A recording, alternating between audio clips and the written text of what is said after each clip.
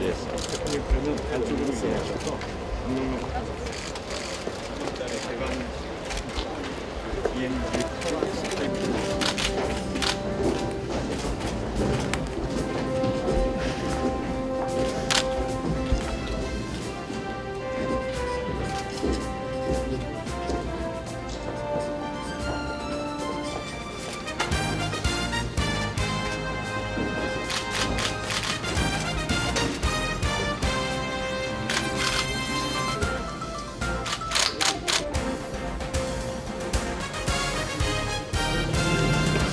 판문점입니다. 원래의 모습은 좀 심각합니다.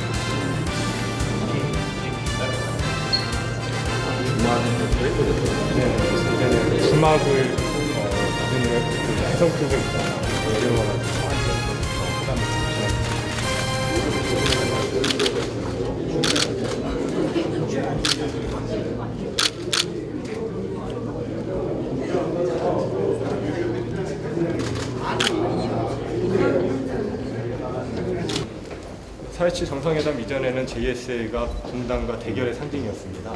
그 이전의 사건 사고들을 여기서 전시를 해놨습니다.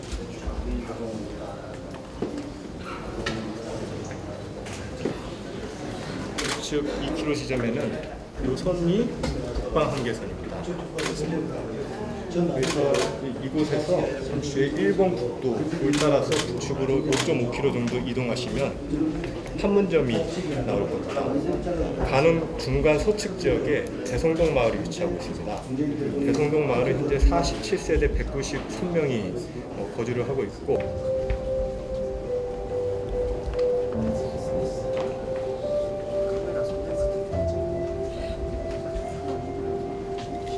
넓은이는 회담 과정에서 한자인 판문점으로 이름이 바뀌게 되고 1953년 7월 27일 정전협정 역시 이곳에서 이루어지게 됩니다.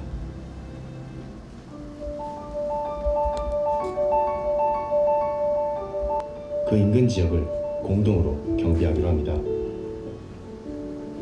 그래서 판문점의 공식 명칭은 공동경비구역 JSA입니다.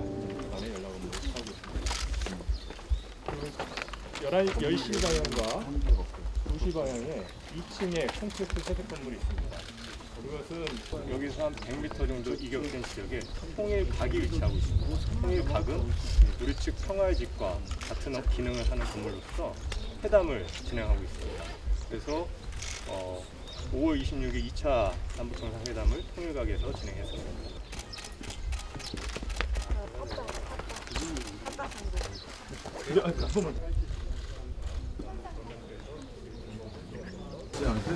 아니 찍어놓은 거 있으면 이쪽을 처음 우리가 넘어와 본 거죠. 네, 그러니까.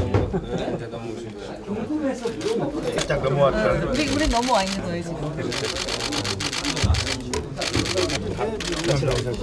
같이 여기 있어요. 우리 찍히는 거야 지금. 대표님 보시면은 지금 북측 경비병들은 완장을 차고 있습니다. 저 완장에 번호가 들어가 있는데 저 번호가 35번까지 있습니다. 자유왕 신뢰 관계가 바람 때문에 바람의 영향으로 그 소나무 잎이 변색이 된 것이고 지금 손도 나고 있고 산림청에서 굉장히 정성스럽게 관리를 하고 있습니다. 그 배수 문제 해결하기 위해서 지난주에 배수로를 이렇게 구축을 했고 그 어떤 그 영양제도 추가로 구축을 했습니다. 우리 국정지표 평화 번영. 평화 번영. 오늘 평화 번영으로 가는 길을 맞이하는 자리에서 최고위원회를 하게 됐습니다. 4.27 판문점 선언의 역사적 장소가 고스란히 남아있는 이곳에서 최고위원회를 개최한 것은 무엇보다 의미가 남다르다고 하겠습니다. 고개만 돌면 바로 판문각이 눈앞에 있습니다. 우리 더불어민주당은 한반도 평화와 번영을 위한 길목에서 현장 최고위원회를 개최하고 모든 염원을 담아 박수로서 시작하겠습니다. 네, 모두 말씀에 앞서서 참석하신 분들 소개하겠습니다. 이해찬 당대표님 참석하셨고요. 네, 최고위원부가 당수되고 하겠습니다. 네, 감사합니다. 박정 국회의원님 오늘 지역구라 참석하셨고요. 서 통일부 차관을 비롯한 통일부 관계자분들도 참석하셨습니다. 네. 다음으로 이해찬 대표님의 말씀을 듣겠습니다.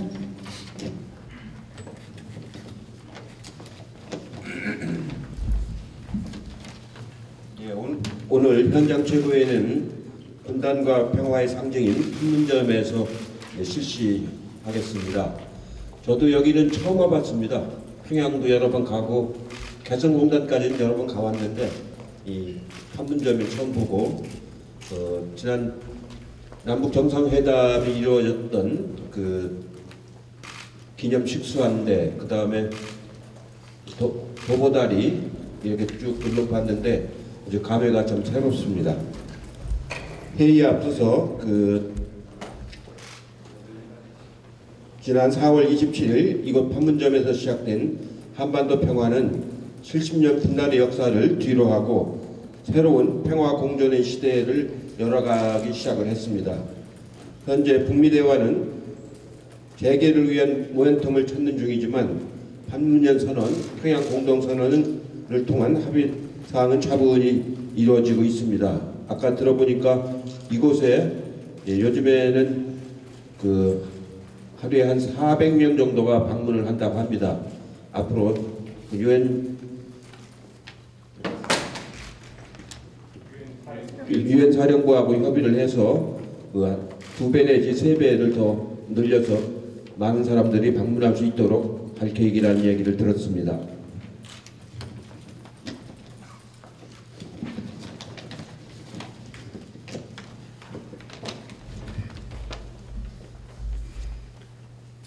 그리고 철원의 DMZ 평화의 길에서는 한국전쟁 격정지였던 백마고지, 화살머리 고지를 찾아볼 수 있고 유해 발굴 현장도 확인할 수가 있습니다. 전쟁의 참혹함과 아픔을 딛고 있는 현장을 민간에게 개방함으로써 국민께서 진전된 평화를 체감하게 되고 이를 통해 평화의 중요성을 전하며 평화도 견인하는 계기가 될 것이라고 생각을 합니다. 남북 북미 관계는 지난 70년 굉장히 많은 우여곡절을 겪었기 때문에 결코 하루아침에 해결될 수 있는 문제는 아닙니다. 그러나 평화는 우리에게는 생존의 문제입니다. 지난해부터 시작된 대화 국면은 평화를 완성시킬 수 있는 절호의 기회라는 점을 반드시 명심해야 할 것 같습니다. 다행히 문재인 정부가 임기가 3년이 남아있기 때문에 그동안 부족했던 점을 돌이켜보며 북미 대화 재개와 한반도 평화를 이룰 창의적인 해법에 진지하게 논의를 이어나가야 할 것입니다. 한 가지 좀 걱정스러운 일이 발생을 해서 말씀을 드리겠습니다. 어제 북한 자강도에서 아프리카 돼지 열병이 발병되어 세계동물보건기구에 공식적으로 보고가 되었다고 합니다. 총 99마리가 발생을 했는데 이 중에서 77마리는 폐쇄했고 나머지는 살처분을 했다고 합니다.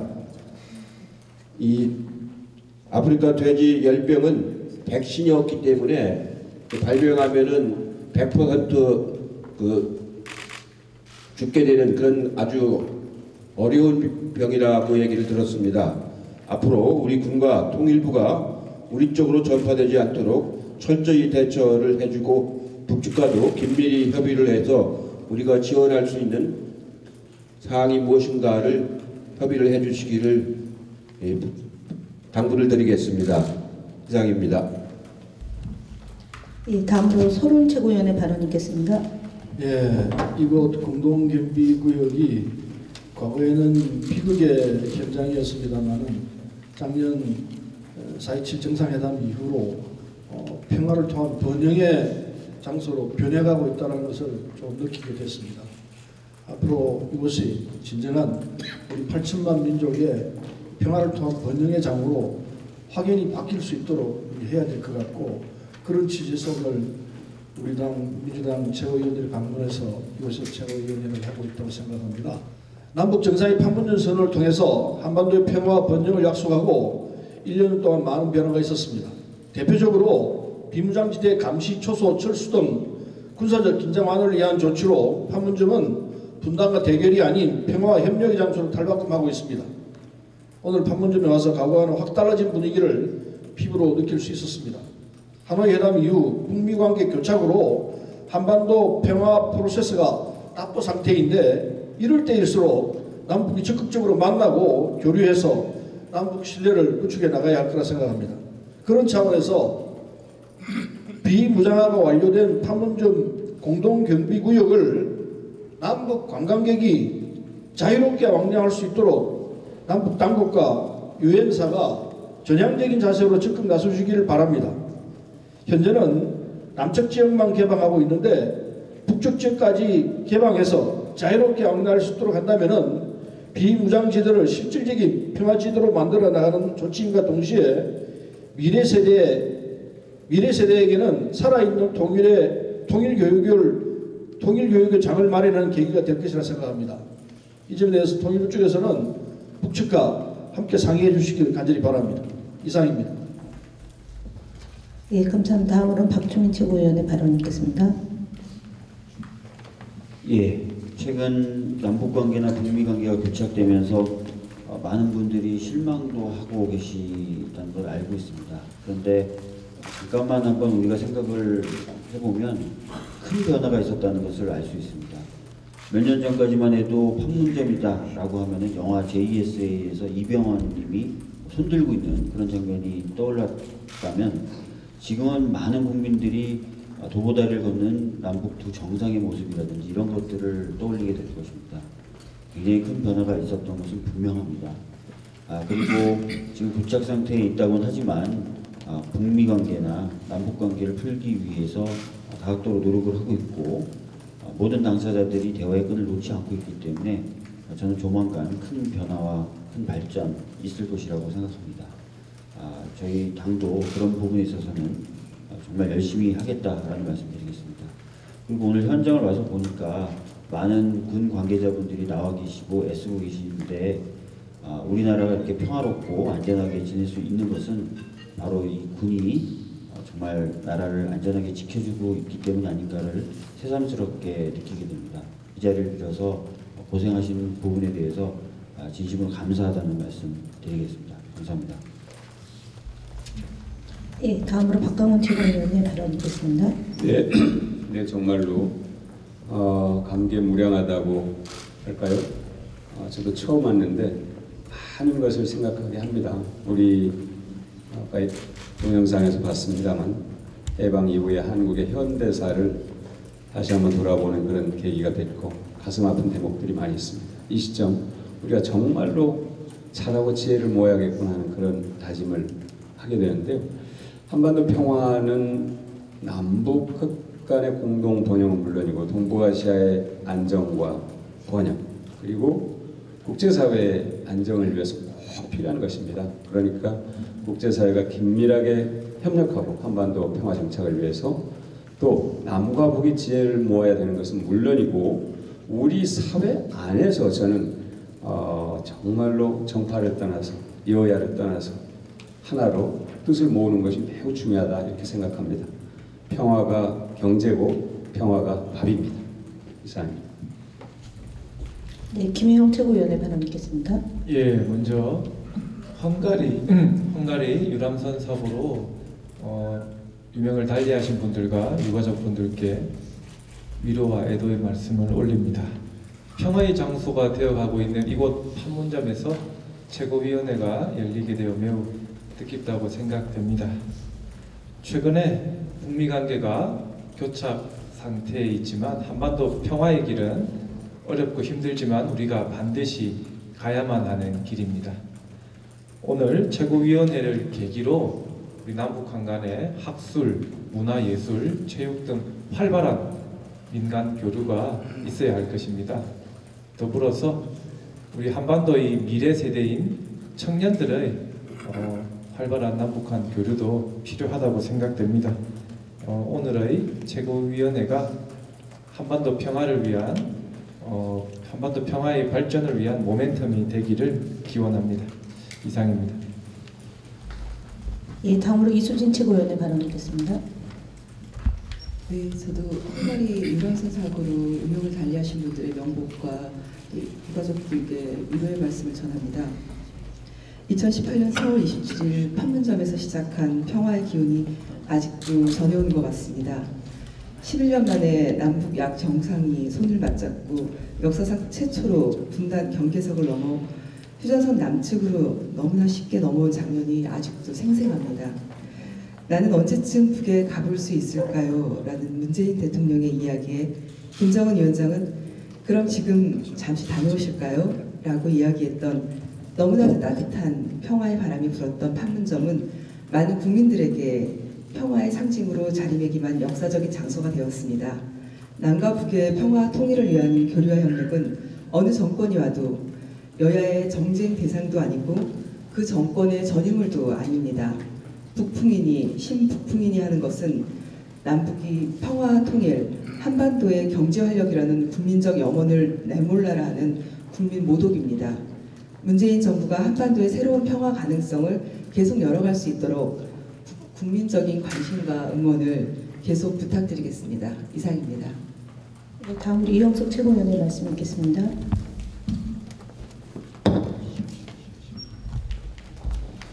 예, 저도 멀리 헝가리 부다페스트에서 불의의 선박사고를 당해서 희생되신 분들에 대해서 애도를 표하고요. 실종자분들을 조속히 구조해서 한 분이라도 더 구조해서 재난을 최소화할 수 있기를 또 희망을 합니다. 이렇게 북측을 등에 이렇게 하고 저희들이 최고위원회를 갖게 돼서 대단히 감회가 뜻깊다는 생각을 갖습니다. 저는 무엇보다도 문재인 대통령께서 능라도 경기장에서 말씀하셨던 우리는 5,000년을 함께 살았고 70년을 헤어져 살고 있다는 그 안타까운 심정을 여기 와서 다시 한번 또 느낍니다. 7월 12일이면 광주에서 세계 수영선수권 대회가 열립니다. 얼마 전에 북한 선수단의 참여가 어렵다는 연락을 해왔습니다만 다시 한번 저는 이 자리에서 한반도의 항구적인 평화 그리고 또 같은 단일민족의 그런 모습을 보일 수 있는 7월 12일 세계 수영선수권대회 남북이 함께 할 수 있는 그런 좋은 계기가 되기를 다시 한번 또 기대해 봅니다. 이상입니다. 예, 마지막으로 파주를 지역구로 두는 박정욱 의원님의 발언을 듣겠습니다. 네, 오늘 그 53년에 정정회담이 협정이 이루어진 이후에 66년이 흘렀습니다. 그동안 1년 전만 생각해도 정말 이 지역의 파주민들은 불안과 초조의 긴장의 생활의 연속이었습니다. 그런데 지난해 4.27 정상회담이 있은 이후로 많은 기대가 있었습니다. 우리 정부가 얘기하는 우리 당이 지향하는 평화와 번영에 대한 희망이 있었습니다. 그러나 잠시 지금 교착 상태에 빠져있기 때문에 또 한편 불안한 마음들이 다시 들리는 건 사실이지만 만절필풍이라고 황화가 만번을 꺾여도 결국은 동쪽으로 간다. 평화와 통일에 대한 염원은 꺾이지 않을 거라 생각합니다. 한 가지 여기 이해찬 대표님을 비롯해서 최고위원님들 와 계시고 정책위의장 와 계시기 때문에 저희 파주 지역을 뿐만 아니라 접경 지역의 주민들은 그동안 수도권 정비법이라든지 상수원 보호법 또는 군사시설 보호법 등으로 인해서 낙후되어 가고 있었습니다. 거기에 우리 한 가지 희망이 있다면 통일경제특구법이 통과돼서 다시 한번 북과의 새로운 경제공동체를 이뤄서 다시 우리의 한반도의 평화와 번영을 이뤄가는 계기가 되기를 희망합니다. 여당도 세 분이 법안을 내셨고 야당도 또한 세 분이 법안을 내셨기 때문에 균형적인 법안이고 또 반드시 통과돼야지만 북측도 우리 앞으로의 발전을 기대하면서 더 적극적으로 협상에 임할 거라고 생각합니다. 꼭 여기 계신 우리 이해찬 대표님을 비롯해서 최고위원님들이 꼭 이 법안에 대해서 관심을 가져주시길 부탁드리겠습니다. 예, 감사합니다. 예, 이상으로 현장 최고위원을 마치겠습니다. 오늘 이 자리를 마련해 주신 국민 관계자분과 통일부 관계자분들께 다시 한번 감사드리고요. 언론인 여러분들에게도 감사드립니다.